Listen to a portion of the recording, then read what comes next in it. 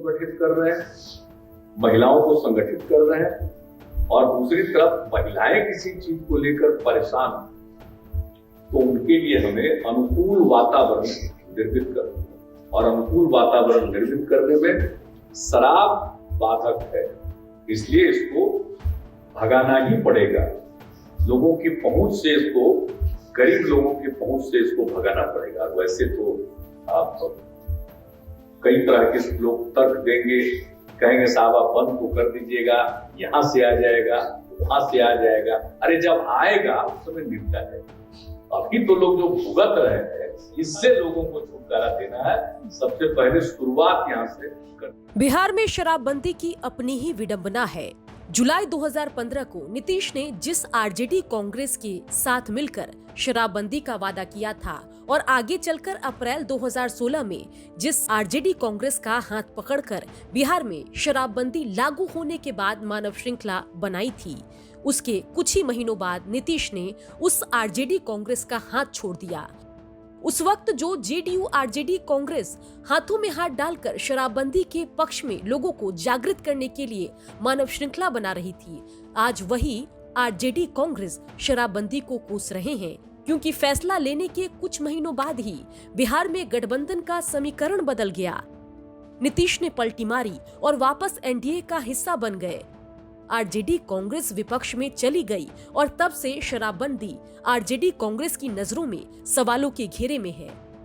मामला पिछले दिनों फिर सुर्खियों में आ गया, जब बिहार में कच्ची शराब पीने से 40 लोगों की मौत हो गई और विपक्ष को बड़ा मुद्दा नीतीश को घेरने के लिए मिल गया। लेकिन एक ओर जहां नीतीश कुमार शराबबंदी को अपनी महत्वाकांक्षी फ्लैगशिप योजना मानते हैं, जोर शोर से शराबबंदी की सफलता के झंडे बुलंद करते हैं, वहीं दूसरी ओर नीतीश के सहयोगियों से लेकर विपक्ष शराबबंदी के मुद्दे पर कंफ्यूज नजर आता है। सबसे पहले बात करते हैं बीजेपी की। सुशील मोदी और संजय जायसवाल के बयान से समझिए कि भारतीय जनता पार्टी शराबबंदी पर कितनी कंफ्यूज है। इन स्थानों पर प्रशासन की भूमिका संदेहास्पद है, उसके बारे में बिहार सरकार को जरूर चिंता करनी चाहिए। देखिए, मेरा मानना है कि एक पूरा इस कानून की सफलता आज 5 साल 6 साल हो गया, जरूर इस पर एक विचार और जरूर इस पर एक सोच होनी चाहिए। अगर जहरीली शराब पीने से लोगों की मृत्यु हो गई है, इसका अर्थ ये नहीं है कि बिहार के अंदर शराबबंदी को और समाप्त कर दिया जाए।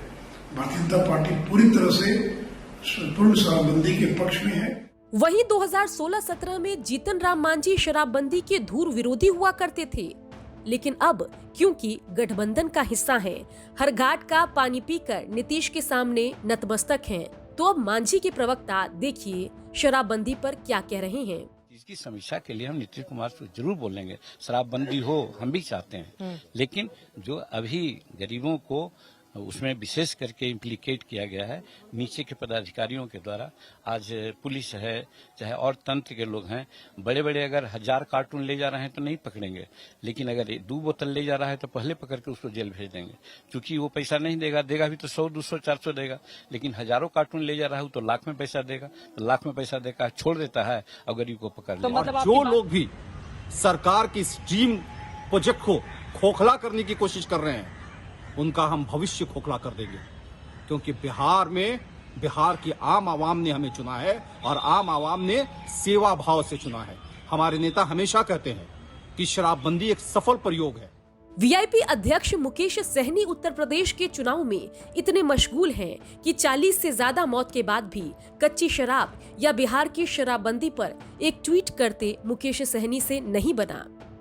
वहीं आरजेडी की अगर बात की जाए तो राष्ट्रीय जनता दल ये कहती है कि जब हमने हाथ पकड़कर शराबबंदी में नीतीश का साथ दिया था, उस वक्त शराबबंदी बिहार में बड़ी अच्छी थी, लेकिन अब जब आरजेडी विपक्ष में है तो शराबबंदी बिहार की कमजोर हो गई है। कांग्रेस भी शराबबंदी के मुद्दे पर कंफ्यूज है। एक और कांग्रेस विधायक दल के नेता अजीत शर्मा कई मौकों पर कह चुके हैं कि शराबबंदी को खत्म कर देना चाहिए और इसकी जगह 2 3 गुने दाम पर बिहार में शराब की बिक्री होनी चाहिए। साथ ही कांग्रेस ने अपने 2020 के विधानसभा चुनाव के घोषणा पत्र में भी सत्ता में आने पर शराबबंदी की समीक्षा का भरोसा जनता को दिया था। शराबबंदी करनी अच्छी बात है, लेकिन पुरजोर करिए और नहीं कर पा रहे हैं तो दुगनी तिगनी कीमत करके उससे जो राजस्व आए उससे आप इंडस्ट्री लगाइए और युवकों को रोजगार देने का काम कीजिए। अगर आप तिगुनी कीमत कर देंगे तो कोई तो खरीदेगा नहीं। आप मान लीजिए कोई 1000 रुपए का चीज आप 4000 कर दो, 3000 कर दो तो लोग लेगा नहीं। ऐसे ही शराब कम बिकने लगेगा और उस पैसे जो भी आता है, अभी मान लीजिए कि जो दूसरे स्टेट से शराब आ रहा है, वो जो पैसे खरीदने में उस स्टेट को जा रहा है, वो पैसे से वो विकास कर रहा है। फिर पैसे बिहार का दूसरे स्टेट में जा रहा है शराब खरीदने में। मैंने कहा कि आप तिगुनी कीमत कर दीजिए, ऐसे ही लोग गरीब लोग नहीं कर देंगे और जो पैसे वाले लोग हैं वो दूसरे राज्य में जाके पीते ही होंगे। शराबबंदी कानून जब बना तब हमारी पार्टी कांग्रेस ने उस कानून का स्वागत किया।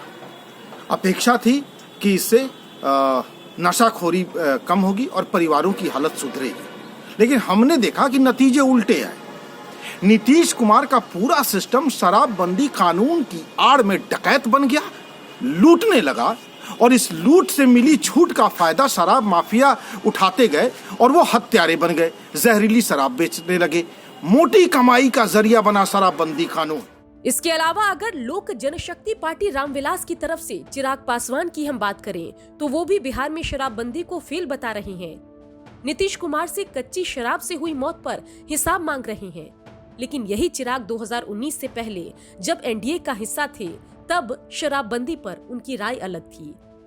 सियासत की मजबूरियां अपनी जगह है, लेकिन वर्तमान में जो बिहार में 40 से ज्यादा मौत हुई है उसकी जिम्मेदारी तो सत्ता पक्ष को लेना ही होगा। देखना होगा कि 16 नवंबर को जब नीतीश कुमार शराबबंदी की समीक्षा करेंगे तब आखिर फैसला क्या लेंगे। ब्यूरो रिपोर्ट, बिहार तक।